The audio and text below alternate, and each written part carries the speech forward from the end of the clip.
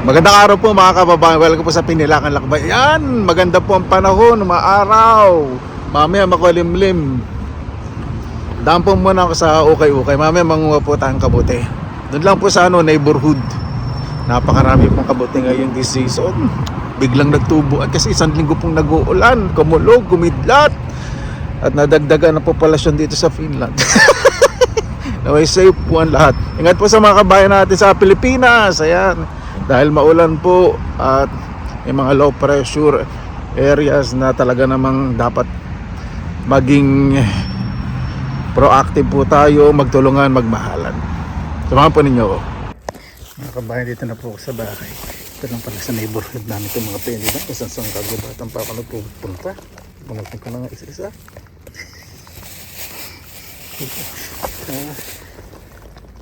Malambot. Ito. Malambot sayang. Aba itong nasa dulo. Malambot. Ayan dami. Tatlo. Ito natin ito. Ikot-ikot pa po tayo. Ang ganda po, no?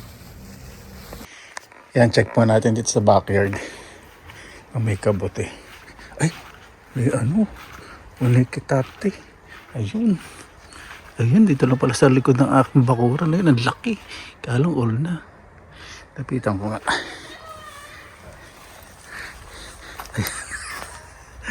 Ayan. Ano talaga ng kabuti ngayon? Malaki. Walang all na. Naku, sarap maglakad dito. Kain muna nga ako. Grabe naman. Kung kailan akong excited manguha ng kabuti, mulan. Ano naman. Sabi, tutubo. Dami na palang beans dito. Saka yung sukini, ang laki. Ayan yung beans na purple po, yung bichuelas. Tapos yung zucchini, laki na pa. Ayun po. Ayun.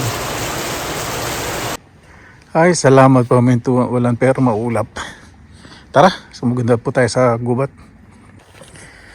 Sarap po na amoy, pagka-ulan. Hindi yung alimaum, yung talagang ulan ng ulan. Sa Pilipinas, may mga baha, may nahuling isda. Lalim naman ng ngayon dito ng creek.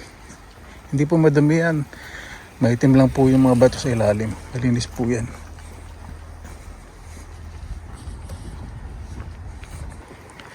Ito po yung daan na sa dati kong tinitiran. 20 minutes ang paglalakad ko bago makapunta sa bus stop. Samantalang sa bago ngayon 2 minutes lang, di ba? Napaka convenient. Ayan po mga kabayan ako. Kailangan natin bumalik agad sa bahay. Laki. Talagang laki. Ulan-ulan na.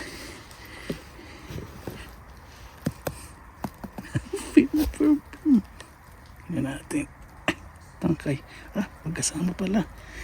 Lalim. Mali. Lalim.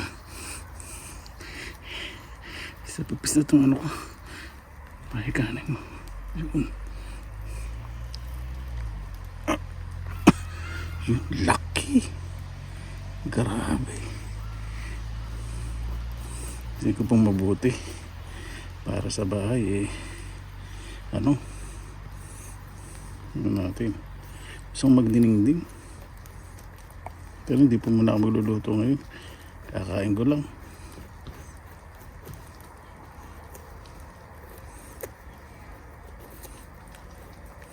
Bahay ko na lang lilising mabuti.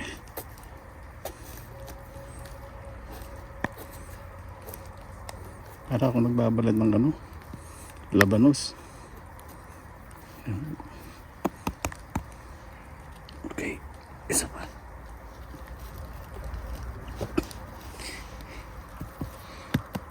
Pwede pa. Patigas pa yung trunk. Malaki.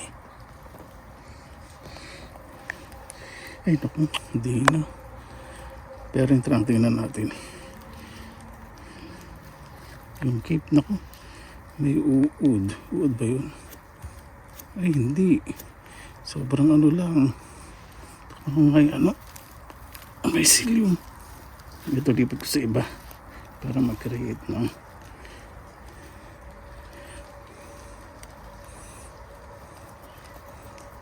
tigas. Nako, ano lang siya, na ulanan lang, may lamok pa. Esperado mga lamok kahit umuulan. Gabi na kasi, pasado alas 9 na po.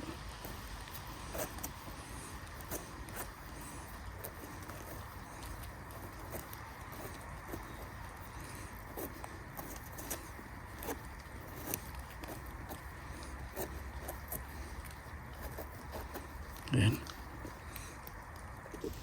Ayan. Birch bulit. Naku, sobrang firm. Okay. Basilyum.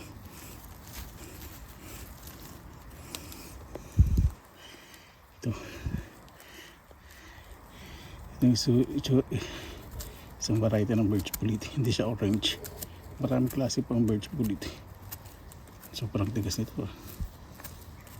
Maganda. Katutubo lang nito. Nakabuti po, naku. Pag bulit, isang gabi lang, sulpot na po agad yan. Yan.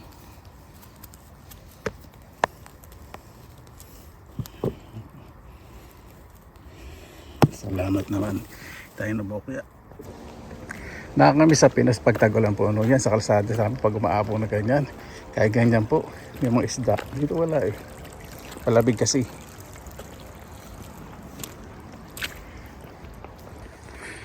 Tingnan nyo naman po ang daanan, bagong asfalto lang. Gitna pa po ng kagubatan. At dito po sa left side, meron po yung drainage. Opo. Kasi, pag umulan, hindi pupunta sa mga kabahayan yung tubig. Yan ang sinasabing systematically planned flood control. O, di ba? Saka yung mga puno, yan po yung importante. Pag-control po ng baha. Pag nawala po ang puno, magkakaroon ng soil erosion, bababa po yung lupa kasi mamamatay ugat, mabubulok, bababa yung level ng lupa. Ayun. Tapos kung malapit sa ilog, tinanggal nyo yung mga puno sa gilid ng ilog. Mas maganda kayo mga puno ng kawayan sa gilid ng ilog eh. Mas maganda pa po yun kasi mas nakakontrol po talaga yung pagguho ng lupa kaysa dun sa mga dikes. Imagine po niyo. Noong araw po malit ako, puro puno ng kawayan po sa gilid ng ilog. Malalaking punong gubat. Wala po, hindi po kami binabaha. Ay, nako. Ayan po dito, marinig po niyo yung drainage. O, di ba?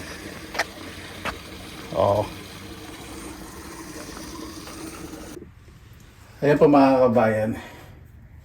Dito na po tayo sa bahay. Inisin muna natin itong unang nakuha natin kabuti. Gusto ko pang manguha kaya lang eh. Umuulan, mahamog. Ayaw naman magkasakit, di ba? Ito na pa sa tabi-tabi. Maganda po pa yung kabuti. Ang dami, marami po nakita mga ibang varieties. Kaya lang hindi ko po alam kung nakapagpatigas ba ng ngalangay yun o nakapagpahaba ng buhay. Tandaan po ninyo, inuulit ko po lagi-lagi. Kapag hindi po kayo sigurado sa kabuti, huwag po kayong kukuha. Saka huwag niyo ikumpara yung kabuti sa Pilipinas. Hindi po tumutubo itong penny-ban po na to sa Cambridge Police sa Pilipinas. May makahawig lang po. Huwag po mag-assume. Huwag magmarunong. Feeling smart. Yan. Ito, iluluto ko po sa dinding. Pero hindi pa po nga kasi sinabi ko po sa inyo, hindi po advisable na everyday kumakain po ng kabuti. Ito po nakapagpalinis po ng internal organs, sinatanggal po ang bad bacteria. Pero, tama, tinatanggal ng bad bacteria. Pero pag nagsabaran kayo, pati yung good bacteria, tatanggalin din po. So, soak ko po muna sa tubig para kung sakali may mga ibang insekto.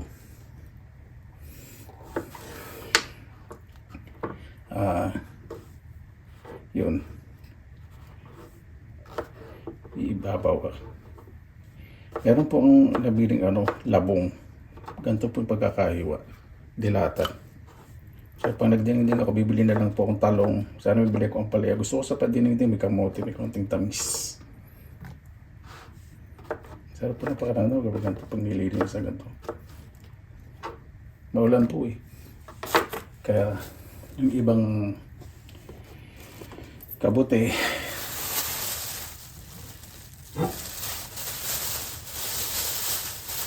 lumubsa na ano sa ulan, na lunod, lumubot sa ulan. Ito tingnan natin. Kaya po talaga malinis. Hindi ko po kasi ginutos talaga yung sa gubat. Kaya yung napabulol na ako. Inanak po kasi natin. May mga nangunguha din po doon. Ayun ba to? Parang may uod. Biyakin ko nga. Ayun. Yun o. At least hindi lahat. Ito po yung pinakapaborito ko. Pag old po, kailangan po talaga binabalatan. Kasi yung balat ng trunk, medyo makunat na po yun. Masarap naman siya. Kung gusto nyo makunat, adobo, pwede po. Pero yung po masyadong adobo sa kabat, inuuna po adobo. Masarap po yung adobo to. Makunat-kunat din.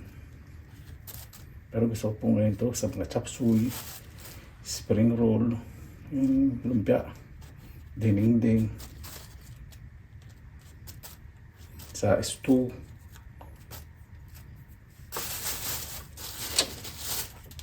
Sarap po ng pakaramdam pag nililinis.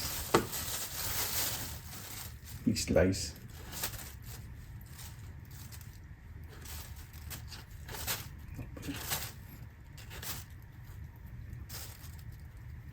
Binabalatan. Ano pa yun? Hindi nabalat yun sa mga manalahat. Pero kung sa gitna ng kagubatan to, talaga yung isolated o malayo sa mga tao, hindi ko nababalatan to. Siyempre may mga chismosa doon nagtatao sa kagubatan, diba? Yung mga mikrobyo nila.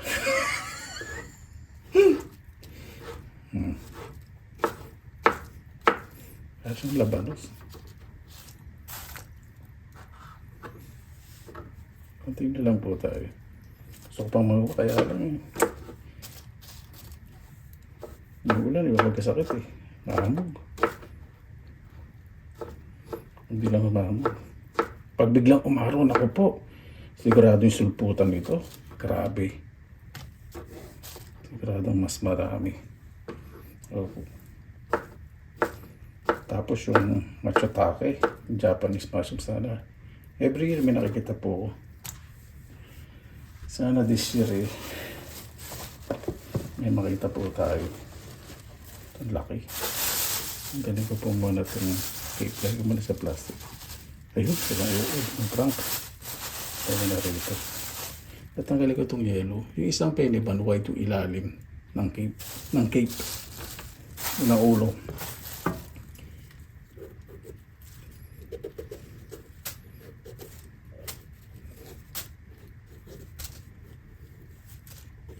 Dali po siyang ano, balatan.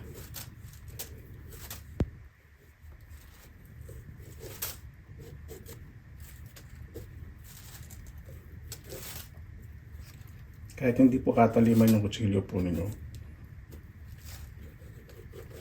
mana siyang mahagod sa kutsilyo, sumusunod.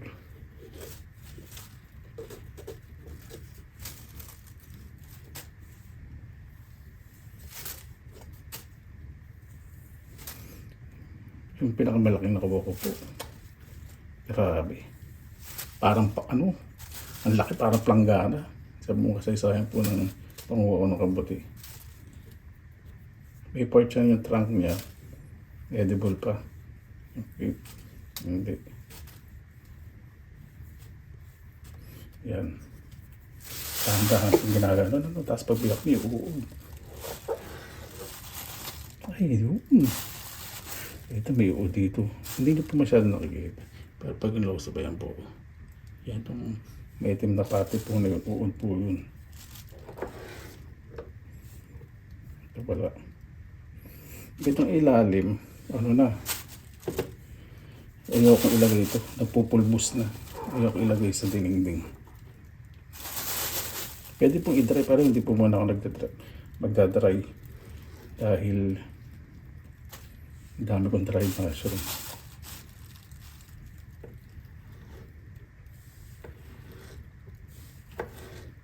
Ano pa yan?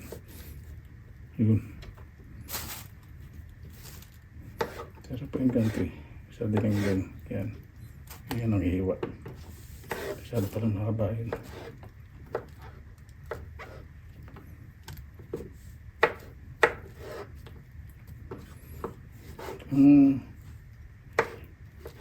Kung marami tayong nakawad, just beyo. Siguradong kulaniin ang kilig-kilig ko. Ito. Pakita ko po sa inyo paglinis nito. Yan, pag umulan po, medyo na ang ibabaw.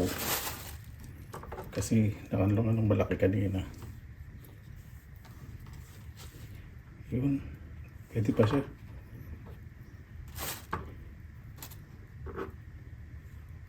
Natin. Yun, pwede pa. Naulanan lang talaga. Oo, ganda. Basa lang. Pero tatanggalin ko itong ano. Hindi pala. Firm pa siya.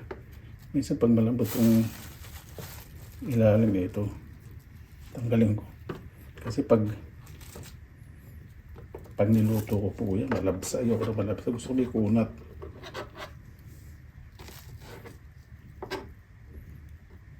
Sayang din yun. 2 subo ng kanin.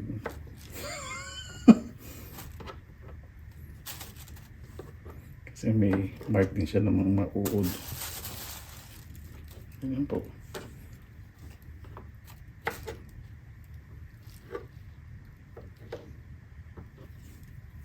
Ayan po. Diretso ko lang. Ayan. So yung birch bullet. Bakit po nakita ito po? Hindi ko na po kuhanin. Yan daming uod. Sayang. So, 4 penny lang po. Gasak po muna dito. Tuloy na pagluluto ko sa chanterelle. Asin lang po.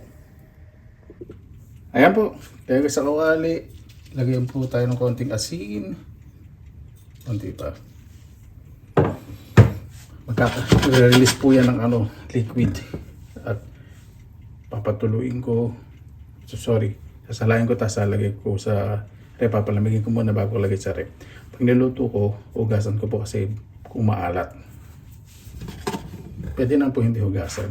Kaya gusto ko po ipakasigurado na hindi pa masyadong maalat. Yan po mga kabayan, okay na po. Okay na po yan. Kapag naninilaw-nilaw na po, ready na po yan. Alay ko lang po siya sa isang container. Palalamigin ko. Pwede ko ilagay sa freezer para sa mga susunod na buwan o sa winter season. Pwede kong luto pero iluluto ko po ito. Gusto ko bukas magano po ako dinengdeng. Yan lang po kasimple. Ayan po. Lamigin ko na po, lalagay si ref. Bukas magluluto po ang dinengdeng na may labong. Sana mabili ko ang palaya at bibili po ang talong. Ano po, maraming salamat naman sa inyo oras na ilan sa Pinilangang Lakbay. Basta lagi po tayong positive vibes, good vibes. God bless, ingat po lagi, magandang araw. Laban lang!